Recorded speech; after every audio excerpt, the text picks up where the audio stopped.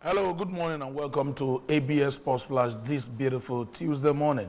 My name is Telekwame Daniel and I'll be starting some of our stories and highlight of some of the sports stories we'll have for you in a very sad one because irrespective that we've qualified for the African Cup of Nations 2025, it was still a very sad event yesterday when we lost to the Bees of Rwanda, Amuvu Bees of Rwanda, and it didn't really sync well with us. It was a very shameful one because we started the goal scoring and they had to score under 2 minutes 2 goals. It shows a very poor performance from the Super Eagles, and it brings a lot of concern because we really need to look in depth to know why our players are always the way they are. I don't know why things happen that way, but it was a very, very sad one. Very, very sad one. Under 2 minutes, 2 goals were scored against us. And that was the last game of the African Cup of Nations qualifier, which was played in the Akpabio Stadium in Uyo, and it was a very, very disastrous one for all Nigerian fans. And I think the Super Eagles really need to apologize to us and make a change. A lot of changes need to be brought in to the team. A lot of players need to be, stepped down and change the concept of the team because it's nothing to write home all about. Very, very nothing much to write home all about. We struggle in all the qualifiers. We struggle to beat the cheaters of Rwanda. I mean, cheaters of Benin Republic. It's really very annoying the way we played yesterday.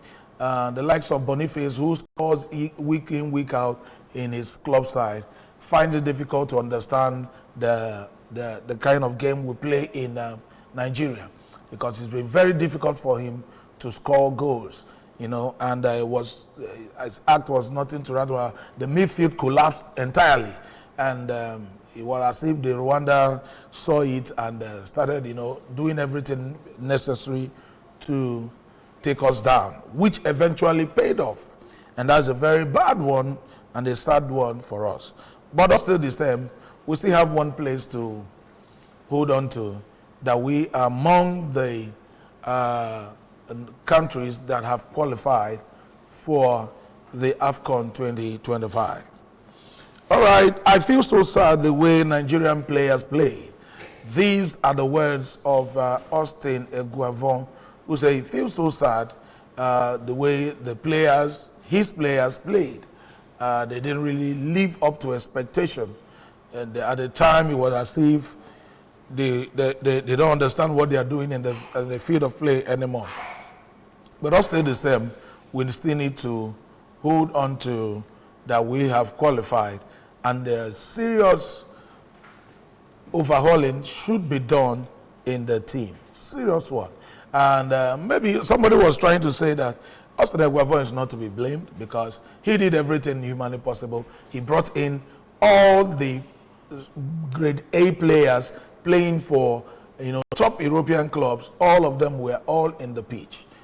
We could see how it ended. So this is not about the coach most of the times. It's about the players. It's about trying to do the things that the coach has asked you to do in the field of play. So he really feels sad because they let him down. They really let him down, and that's not a very good one.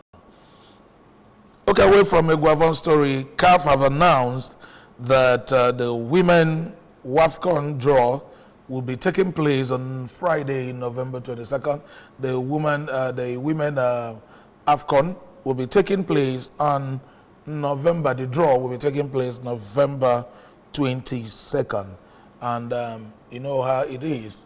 We believe our Super Falcon will be part of they are part of it already. And let's see where they are going to fall in place and see the countries they will be slugging it out with and know how it goes. Lookman makes final list of CAF with Stanley Nwabali for the best keeper. Lookman does not need much introduction. It was quite unfortunate that he wasn't part of the game that we played just yesterday because he had an injury that kept him off the team. But he has made the final list of CAF with Stanley Nwabali, the Super Eagles keeper who lost his father and was excused of the team yesterday, and we sympathize with him. Both of them are from Nigeria, and they've made the final list of the CAF Player of the Year award that is fast approaching. Lukman Ademola and also Stanley Nwabali is there as well. Their names has been mentioned to be part of it. And that's a very good one for the Nigerian team. That's a very, very, very good one for us because Ademola Lookman made the team list of Ballon d'Or where he came 14th of the Ballon d'Or that was done just last month. And the other nominees are Simon Adingra, Ashraf Hakimi of Morocco, Avro Williams of South Africa, and Seho Gusari of Senegal. These are the names, including Ademola Lookman and Stanley Nwabali. These are the people who have made the list, the final list where they will be selected from. And it's a very good one that we have our own players in it. I want to say very big kudos and have a finger crossed. Like Patrick Pascal, former Nigerian international, said, he says that Ademola Lookman should be declared the winner because he doesn't see any other person since he made the Ballon d'Or. But most of the time, it doesn't work that way because people need to vote for you and make it known that you were voted for you to be crowned the African footballer, the African player of the year 2024. Okay, it would be of interest for us to know the countries that have qualified for the AFCON 2025. We'll have Burkina Faso, Cameroon, Algeria, Democratic Republic of Congo, Senegal, Egypt, Angola, Gabon, Uganda, South Africa, Nigeria, Benin Republic, Comoros, Sudan, Equatorial Guinea, Cote d'Ivoire. There are some matches that will be played today to finalize the team that would be representing their countries come next year on the African Cup of Nations that will be taking place live at Morocco. All right, FG posed to transform Nigerian Football League. That's the last story we have for you this Tuesday morning. Through a partnership with the broadcasting giant firm IMG. These are the words coming from the presidency. They're about to, transform Nigerian Football League, where we'll have every now and then watch Nigerian Football League a week in, week out, and that's a very big one coming our way. That's a very massive one. IMG is an international broadcasting firm that has been in the globe all the while, and it's going to be a very welcome development if the federal government lives to the expectation of what they have said. NSC chairman vows to support all Nigerian teams in any tournament.